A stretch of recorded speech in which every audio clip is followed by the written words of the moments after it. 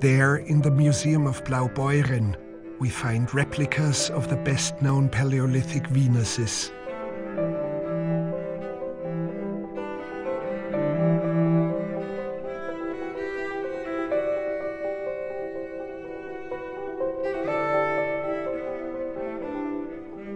But this one, the Venus of Hohle Fels, stands out.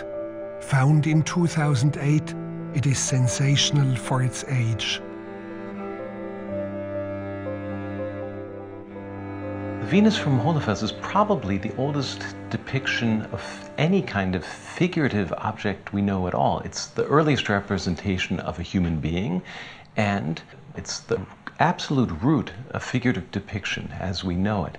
Later on, we see a range of animals being depicted. We can think of the animal depictions in ivory here, or the fabulous depictions from Grotte Chauvet of mammoths, of lions, and we can see a very clear connection between the Swabian finds and the depictions in Chauvet.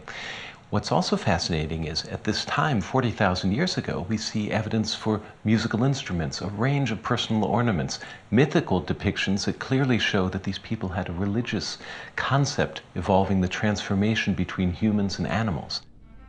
This here is the original statuette carved from a mammoth tusk.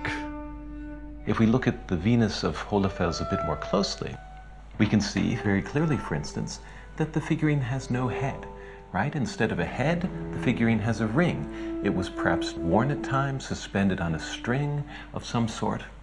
Also, the sexual attributes are key, which clearly link this depiction to ideas of reproduction, fecundity, sexuality, ideas that are absolutely essential to all of humanity, also today.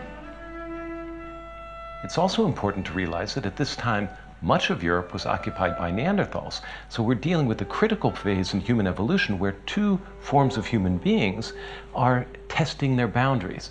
And what we find over and over again is that Neanderthals, although they're very sophisticated, they never had this kind of symbolic artifact, ever.